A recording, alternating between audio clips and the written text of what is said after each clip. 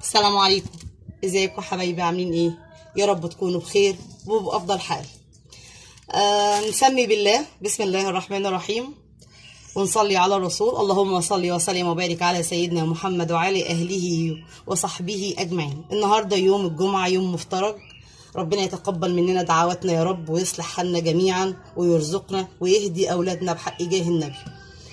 انا النهارده ناويه اعمل حاجه الناس بتحب تروح تشتريها من المحلات وبتقف عليها كده وتلاقيها زحمه موت. تمام؟ نسميها حلويات، السمين، نشكل، هو كله مسمى واحد والاكله واحده. انا النهارده هعمل اللسان. انا عندي لسان من ساعه الذبيح بتاع الضحيه، ولحمه وفشه وكرشه وممبار، دول بتوع العجل. انا هجود من عندي وهزود سجق والكبده اسكندراني. بصوا، السجق والكبده بيدوا طعم حلوه جدا جدا جدا في المشكل. لما بتيجي تكوني سلقاه وبتشوحيه وبتنزلي عليه بالكبده والسجق، المفروض ان انا احط معاهم اللحمه المفرومه مثلا ايه، واعملها ببصلايه كده واعملها زي الكور. لا، انا مش حابه احط النهارده لحمه مفرومه. انا هعمل لحمه هي عاديه وهقطعها حتت صغيره بعد ما اسلقها وهحطها معاهم. تمام؟ انا غسله الممبار غسله كويسه الحمد لله اهو. الميه زي قشطه اهي قدامكم نضيفه الحمد لله اهي. وبصوا ما شاء الله اهو. الممبار عشان يطلع منك نضيف وقشطه وما يكونش فيه اي حاجه اهي، بتنقعي في شويه خل كتير وشويه كربوناتو وشويه بيكنج باودر وتسيبيه قد ساعه وشويه، وبعد كده بالسكينه وتكحتي فيه هيبقى قشطه زي معاكي كده. تمام؟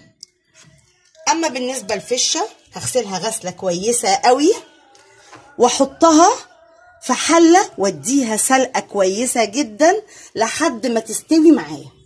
الكرشه هغسلها غسله كويسه. هو الحاجات دي كلها انا غسلاها ومفرزاها في الفريزر وحطاها نظيفه، بس ما دام انا طلعتها يبقى هعيد عليها غسل من تاني.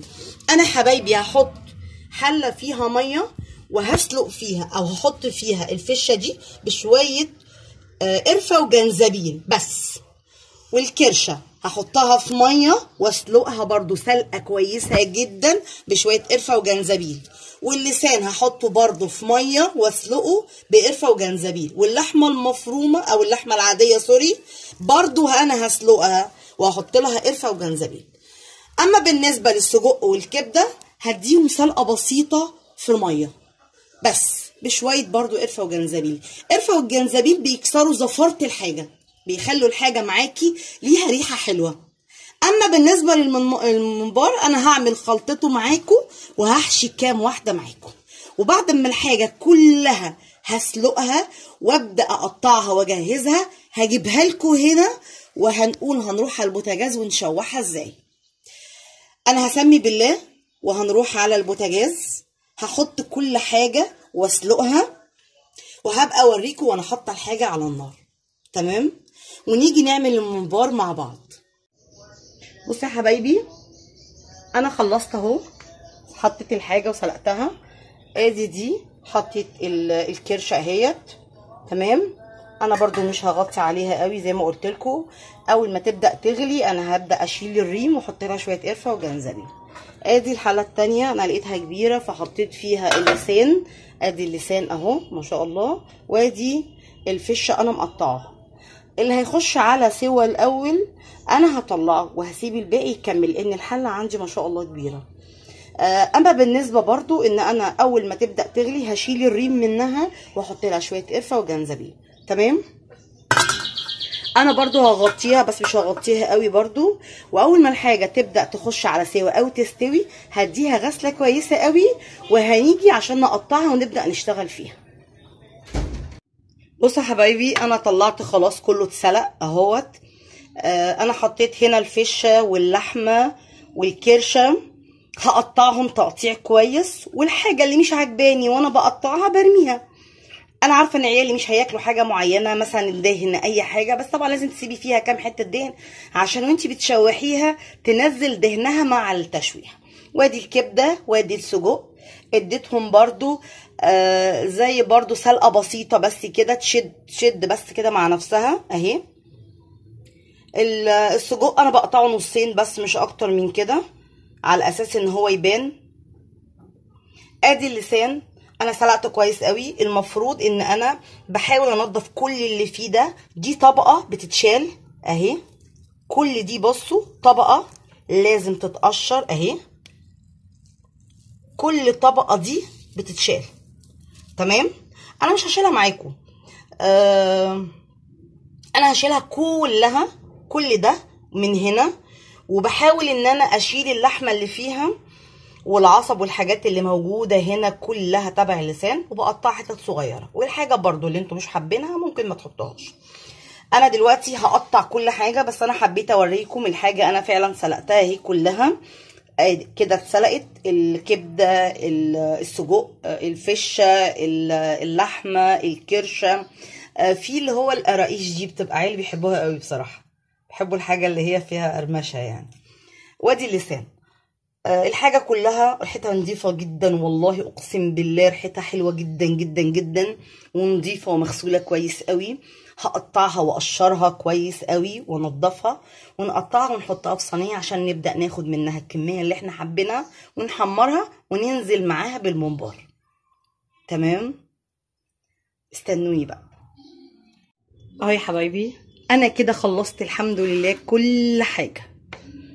قطعت الكرشه والفشه واللحمه،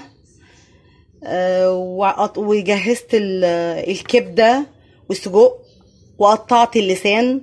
اللسان بيبقى تحت منه فيه زي لحمه كده اهي اهي ما شاء الله. بصوا حاجه مستويه ازاي ما شاء الله اهي، جميله اهي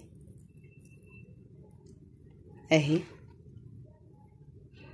ما شاء الله. بصوا كل حاجه هنا، حتى كان في حته ليا كده او دهن انا سلقتها وسايباها على جنب عشان اول ما هبدا بدي عشان ابدا اشوح الحاجات بيها.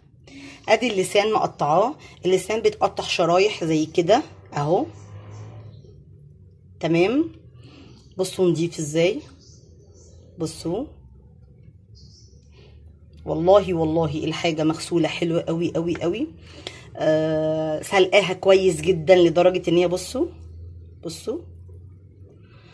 عشان حتى تبقى سهله وبسيطه لاولادي كده، هما بياكلوها. هما ما بيحبوش ياكلوا الحاجه اللي بتبقى لسه ما استوتش يعني، لا بيحبوا الحاجه بسواها مظبوط. تمام، انا اول ما مش عارفه هاخد الكميه دي كلها ولا هاخد نصها، مع نص اللسان مع الكبد والسجق، واسيب النص التاني مع نص اللسان، وابقى اجيب لهم مره تاني سجق وكبده، وممكن اجيب لهم لحمه مفرومه واعملها اكله تاني مره تاني ان شاء الله. ما احنا لازم ندبق بقى، ما هو مش لما نيجي نعمل اكله خلاص يبقى كلها مره واحده، لا ممكن نسيب منها حاجات بسيطه نجيب تكمله ليها مره تانيه ونعملها. انا مش هطول عليكم، انا كده خلصت كل حاجه الحمد لله. الممبار بحمره هوريهولكم بقى واحنا بنشوح كده الحاجه، ونبدا كده نحطها للاولاد عشان ياكلوها، ويبقى كده انا تميت المهمه في الطبخه من اولها لاخرها. تمام، يا رب تكون بس حاجه خفيفه وسهله عليكم وبتتعلموا مني، لاني انا فعلا حابه انك تتعلموا مني. شكرا.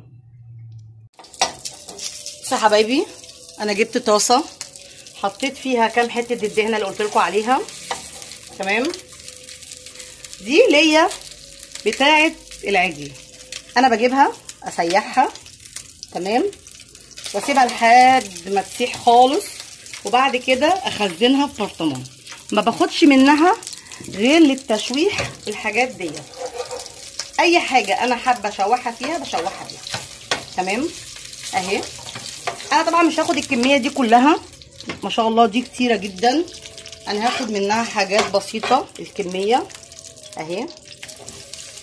طبعا انا خلطه كله على بعضه، اللسان ومقلباه والفشه والكرشه واللحمه اهو. هاخد الكميه اللي انا بس حابه اعملها ليا انا وعيالي، هاخد نص الكميه. تمام. وهنزل بالكبد والسجق، مش هنزل بيها كلها لان انا هعمل طاسه تاني لو احتجت. انا ما رضيتش اعمل في طاسه اكبر، انا وطيت عليها شويه اهي.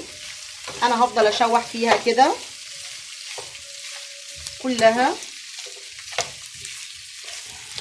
ادي يا سيدي الحلويات او السمين اللي بنجيبه من بره، عاملينه ببيتنا وعلى ايدينا وبطريقتنا ومنضفينها كويس قوي قوي. يوم ما بقى الاولاد يقولك احنا عايزين ساندوتش وهنحط، هو ده الساندوتش السمين اللي بنجيبه من بره. انا هشوح لحد ما احس ان هي احمرت التحمير اللي انا حباه. بعد كده هقطع عليه الممبار. انا جايبه محمره الممبار ومجهزاه.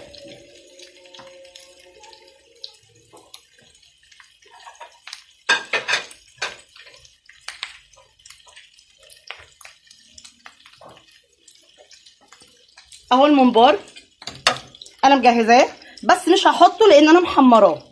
انا دلوقتي هقلب، واول ما يبدا ان هو يتحمر التحمير اللي انا عايزاه هقطع عليه الممبار. او لما احط في الرغيف الكميه اللي انا عايزاها للاولاد هحط لكل واحد 2 ممبار في الرغيف بتاعه. اصلا لما بنشتريه بيحط لنا حته قد كده. اهو يا حبايبي احنا كده خلصنا الحمد لله السمين او المشكل او الحلويات. حمرت كله بعد طبعا سليق وتنظيف وحشو كل حاجه. الطبق قدامكم اهو بيتكلم عن نفسه اهو ما شاء الله. ادي اللسان اهو، ادي الفشه، ادي السجق، ادي الممبار، اللحمه اهي، الكرشه اهي. بصوا والله، بصوا كل حاجه، بصوا ما شاء الله جميله ازاي، دايبه دوب. حتى اللحمه اهي سيول، والممبار اهو. ايه رايكم؟ وعمايل ايدينا ومش من بره. ويا رب يكون طبقنا فاتكم النهارده واستفدتوا مني. وما تنسوش تدعوا لي دعوه من قلبكم ليا انا وعيالي، وتفعلوا الجرس وتشتركوا في القناه. واشوف وشكم بخير، والسلام عليكم ورحمه الله وبركاته.